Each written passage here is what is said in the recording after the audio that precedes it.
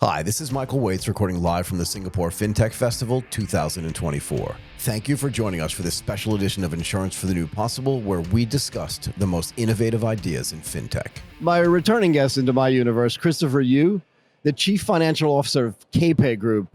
Christopher, thank you so much for joining us at the Singapore FinTech Festival 2024. And by the way, welcome to Singapore. How are you? Thank you. Super excited to be here. I love it. I love it. Yeah. And we said when we first recorded, sometime at the beginning of this year, that we'd get back together and follow up. Yes. Let's follow up. Let's do it. Okay. How can FinTechs ensure that they remain customer first as opposed to tech first? Yeah, I think if we look at it, honestly, taking a step back, right? Yep. Like I think all companies, whether they're FinTechs or non-FinTechs, the question always is, do we drive a model which is sales-driven growth or product-led growth? Right. And so I think for FinTechs in particular, at least for us at KPay, we always think about how do we drive sales first, but also balance that with products. So I think in an ideal world, you find some sort of balance between the two. But when it's capital scarce, and for every single dollar that you have to make the choice between, do I spend it on sales versus building an excellent product? Honestly speaking, I think the sales side really matters because that really gives you a sense of hearing from the customers, which I think is super important. And so back to your question, how do they balance that between sales and product? From our perspective, at least, I think sales is very important. You can have a very amazing product, but you can't sell it. But if you can sell something well, but the product is just so-so, I think actually to build a scalable business, actually the sales side is pretty important. Is there a mechanism internally, right, to maintain that balance, right? Because you can have some sort of overriding tech influence, like we have to build this thing, but then the sales team comes in and says, we're still busy selling this thing. How do you get that and maintain that balance, right? Because it's swinging back and forth like a pendulum at some level. Yeah, I don't think there's a perfect answer to that, but my personal view is it does take potentially key stakeholders giving that balanced view and everyone having a voice in the company for this. And so at least for us at KPay, I think at the C-level and management level, there's a healthy balance between, hey, how much should we put into products versus how much should we put into sales, and balance that view as you kind of pivot over time into where you ultimately want to be. Right. And so to answer your question, I think it really depends on hopefully within a company, whether it's KPay or others, you have that healthy voice of telling you, hey, we should listen slightly to a bit more on the sales side or slightly more to the product side at this point in time. And so that's a continuous process, I would say. Do you feel like there's some kind of benefit inside of KPay because of the previous experience that you as a collective team have from building another company?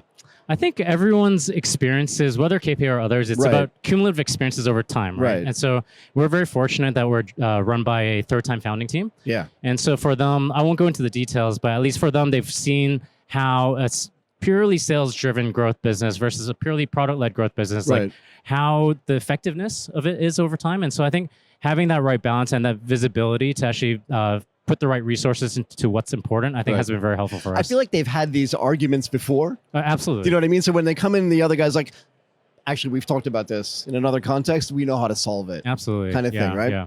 So how important is trust?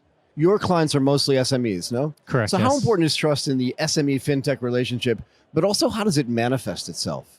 I think trust, again, taking a step back, right? So I think trust for any business is super important. Very. Right? Trust between, as a B2B business, B2C business, et cetera. I think especially for FinTechs where we're regulated, right? Yeah. Some more so than others. Right. Like, I think building that trust level is super important. And especially for SMEs, if you think about what SME business is. So we are a B2B business. We're selling a product. We're not, they're not buying the product. Of course, they're buying, but I think majority of that experience is we're educating them on that process. So they're trusting, our ideally neutral opinion on what choices to make. Right. And so back to your question, trust is super important. And so I think it's a minimum. So for us, for example, like we know we have a high standard to bear and keep. But at the same time, for example, we've also looked at how can we supplement that with third parties.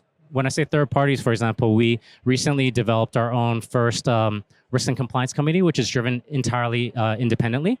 And so that's super important, especially for FinTechs, because I don't think for a pre-Series A company like ourselves, like they would actually spend the time and resources to think about this kind of stuff. It's really important, though. I think so, right? And, but it also shows that like how important that is to their business. Absolutely. And I think it's also because, again, maybe the maturity of the management team, like we know where we're at, but we know also where we want to be. We want to build an institutional class business for KPay. And so you start now. You don't start until when you need it. No. Look, I used to sit on a trading desk and I used to talk to the traders that sat around me and said, do you know what you want this trade to look like when it's done?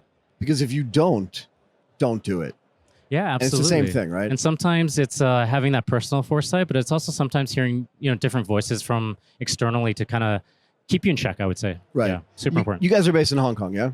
We're dual headquartered, Okay. so Singapore and Hong Kong. So I we're like it. definitely building out the Singapore presence as well. So we're super excited to be part of Singapore FinTech Festival and just being a part of the ecosystem. This is kind of amazing, right? It is. No, it's world class. And but at the same time, of course, day one, we started the business in Hong Kong. Right. So we're really trying to balance that global view, regional view as we build 2 headquarters. If you take a high level view at Asia, right, maybe from the outside, for people that aren't really familiar, it looks kind of the same.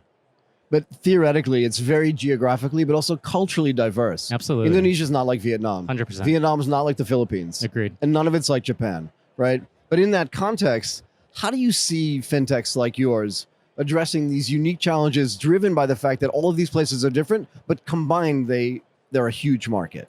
Yeah, I think it's both macro and micro view, right? Yeah. So like you said, at the micro level, absolutely, we want to empower our local teams, right? Because they give us local color, Sure. the local needs, local products. Of course, they can hear the customers better. But at the same time, there's some sort of macro overlay for the business too, right? And so I think there are sort of certain best practices that we're seeing across different markets where we can actually parachute them into new markets that we're moving into. So I think that having the healthy balance is good. So is there some kind of, like you said, there's an overlay of like product consistency, right? Because today, let's go back a little bit, 20, 25 years ago, if you're an SME in Japan, your market's relatively local. Maybe you can expand to the entire country. But now, because of all the digital tools that we're creating, that market is now expanded to the rest of the region. So it may be the case that even your Japanese business has an office, like again, in Vietnam, but the staff is different, so their view on things are different. How do you work that out? You know what I mean? Yeah, I think definitely tech and digital tools helps, right? Because it helps with smoothing out internal operations and whatnot. And so I think definitely finding the right tools to make it a localized experience operationally. But I think because tools right now, there's so abundant. So ideally, there's one business and platform, and I have to plug KPay in again. You have to. Where we are really trying to be that neutral product for our merchants to use as they operate across different markets and regions. So here's another really big question for me.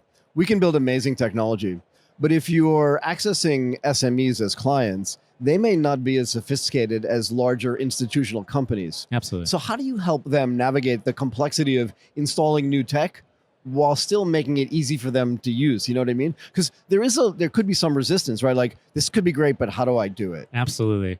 I think at a high level, what we're trying to solve for, and maybe a lot of the other fintechs as well, is how do we give an enterprise software solution Right. or enterprise experience to the SMEs, right? Right. And ultimately, it comes down to how can it be simple, secure, and really just very accessible for them. And so that's sort of what we're trying to solve for. And ultimately, again, as a B2B business, it is that personal touch that we're trying to create for them. And so when I say B2B is sales driven, another way to look at it is also how do we journey with them along the way and make it an educational process so they can make an educated choice on the different choices that they have. Yeah, exactly. And so for us as a platform, we're trying to onboard as many third-party software solutions as possible. So they don't have to go outside. They don't have to go out. We give them a suite of solutions. Right. We try to be as neutral as possible, but ultimately it's about ideally that experience you remember. It's that feeling that you have with that company, Yeah. and we can grow with them over time. Look, I'm sure we've talked about this before, but for me, like, I don't go back to the same restaurant because I love the food that they have there necessarily. I love the fact that they know me. Absolutely. Do you know what I mean? I sit down, they bring me my soda water, they bring me the stuff that they know I want, and then I can get anything. Absolutely. But it's that service and that connection that I feel like is more important. Super important. And I just came from an AI panel just now. Okay. And one of the main takeaways, which I found really fascinating, was if at the end of it, everyone was talking about what's the intersection between AI and businesses nowadays. Everyone talked about personalization. Right. So that personal touch does not go away. It doesn't. Right? It's just how do you do it better and more efficient Yeah. with different tools. Right. And so to your point, whether it's a restaurant or operating a business or even as a customer experiencing it, it's that feeling that you're giving that other person that makes you become a repeat customer. The idea that you know me. Absolutely. Yeah, I think it's super really important. So you hinted at this idea of capital constraints earlier. Let's talk about this. Sure. If investable capital, globally, regionally, locally, it doesn't really matter, seems to be becoming more scarce, How do you see the fundraising environment for fintechs evolving? Yeah, it's been tough. I mean, if you look at past 6 years, we're actually at an all-time low for Asia Pacific for fintech funding. Okay. So it's been a tough environment for everybody. And so what does that mean for operators, like whether it's ourselves or others, is you really have to be very capital efficient. Right. And you have to ideally know what you're doing. And I think that concept of pivoting or faking it till you make it, I think it's less so prevalent in today's world. I think so. Yeah, which I think is healthy, right? I like it. And so back to your question, like how do we do it? I think just as an operator, you just have to be very smart with your resources, run a very tight ship. And I think ultimately the right capital hopefully will come and be drawn to you. But I think that also means that maybe the funding environment may be, more selective in terms of companies that can or cannot be funded. Right. And so that'll be interesting as kind of things evolve. In a way, it kind of eliminates some low-level competition as well. I wouldn't say low level. No. I just mean like if they're not getting funded at some point, right? You said over time. Like over the arc of history, probably the right companies are going to get funded. You don't have to say that, but I can say it, Okay. right? And if that's the case, if funding is scarce, that means that then growth for growth's sake isn't going to happen as much as it would have, let's say, 6 to 10 years ago. I mean, in a sense, it's good and bad, right? Yeah. Of course, we want to see everyone pushing the frontier in this market because again, it's an ecosystem. But I do think that what we've seen more, especially there was a debate maybe 6 to 8 years ago where, hey, are fintechs going to completely overtake regulated businesses, right? I think that debate is, done, right? And so we're seeing, like with this festival, where hey, it's about collaboration, it's about working together, it's about 1 + 1 = 3, right? And so actually, we're very excited about that, but at the end of the day, it does come to resources, right? And so the ones that can get funded are more fortunate to hopefully drive that agenda. So do you think this drives more consolidation as well? I think you'll see some of that, right? So I think, as you know, for Southeast Asia, again, funding's been difficult. So maybe some of the guys that aren't showing that VC type growth will have to think about new possible ways to continue to survive, which I think is fine. Yep. And so I think consolidation is healthy in a sense, right? But at the same time, consolidation doesn't necessarily mean killing off ideas and whatnot. I think it's amazing. A lot of these corporates have a lot of new frontier things that they're doing, and it's just sort of hidden beneath the corporate veil. So I think it's exciting, actually. So you mentioned collaboration, right? But do you think that because of the funding environment, because of this consolidation that's happening, but also because large institutional players are also thinking, hey, I can't innovate everything on my own, that actually the market is becoming balanced between we really want to compete with these guys or maybe we should collaborate with them? Because that's changing too, right? Absolutely. I think it's a healthy growth, right? It's and so it is healthier instead of like maybe a few years ago where there was a zero, really running ahead of regulation, I would say. Yeah, fine. And so I do think it is good again for the overall environment. I agree. Yeah. Do you want to talk a little bit more about how this competitive landscape is changing at scale? I mean, if you look around this room, yes, what are there, 60,000 people here? Absolutely. People care about fintech. Yes. Right? And there seem to be a lot of people like trying to build interesting things. How do you go about like looking at this competitive landscape and figuring out where you fit in? Yeah, it's sometimes you come to these events, it's overwhelming. But I guess it is, right? But for us, we focus on what we can control, right? And so a lot of the times, yes, it's great to come to these events, but we focus on, hey, how can we do better? How can we serve our merchants better? Are we listening to them? And so actually that for us is actually much more important. And if you do that right, your numbers will come through, your merchant base will grow, and I think that's actually much more important. Can I ask you this too? So if you're looking or focusing on SMEs, right, a large of the big institutional finance players are really built to handle other very large companies, right? So from a cost-effective perspective, it doesn't work for them to handle this SME and that one and this one and that one. Absolutely. But because you deal with all of them, is there then a way for you to collaborate with these big institutions and still offer their services in a way that makes money for them, but it's also cost efficient for the SMEs? Absolutely. I think, for example, I think it comes down to cost structure, right? Enterprises have their cost structure. We have our cost structure. Sure. We know where our strengths is, right, and our weaknesses are. And so we're seeing a lot of, big, whether it's banks or maybe even insurance companies where they're thinking about, hey, I know my funnel is not able to access the unaccessible right now. How can I partner with parties like ourselves where we again have an open architecture ecosystem to address these last mile needs? And so I think it's super healthy. We're excited as we continue to grow as a business to be working with bigger and bigger players across the ecosystem, and it's exciting. Yeah. So when did you open the Singapore office? Sorry? When did you open the Singapore headquarters? We opened about 2.5 years ago. Okay. So we have about 60 people right now. We're looking to more than double that in the next 12 months. So Singapore is a very important base for us. For sure. I mean, this is going on. It has to be really important. Absolutely. If I talk to you again in like 3 to 4 years, What will I learn that I don't know today? That you'll learn. Yeah. What will I know that I don't know today?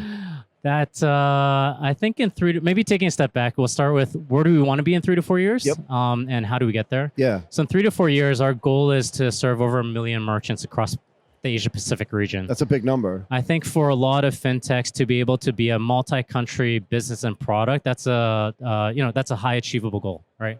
And so I don't think that's we're bold enough to say that that's our goal, and we definitely want to achieve that. And so it's hard for me to kind of pinpoint what I can tell you now. That I guess what I can say is in that time span, we really do want to make that reach beyond just SMEs, of course, now, but there's also within SMEs, there's segments that we haven't touched on, right? Products that we could better serve them with, and also sort of industry verticals that we could do better as well. So is the SME term too generic at some level? Do you know what I mean? Because you can say, pick a number. I'm just going to make up a number. Somewhere between 10 and $25 million of revenue. But then you go to $1 billion of revenue. There's a whole cohort of businesses that are in between that. Absolutely. That are also available, yeah? Absolutely. I do think if you, how we look at it internally, even within SME, again, there's different segmentations, right? In terms of size, scale, et cetera. So I do think it is a catch-all phrase in a sense, which is okay. So it also means when we speak externally, our TAM for the market that we're trying to build into is also very, very big. Right. And so I think we're just scratching the surface, right? A lot of SMEs, I'll give you another data point. Southeast Asia alone, 70% of transactions are still cash-based, right? For our entry product where we're trying to be non-cash, it's still a huge addressable market that we could actually address for. So I think that what we're trying to do and what others are trying to do in this Singapore FinTech Festival is everyone's trying to build towards that goal of really the digital transformation journey for SMEs. That's a great way to end. Yeah. Christopher Yu, the Chief Financial Officer at KPay Group, thank you so much for doing this.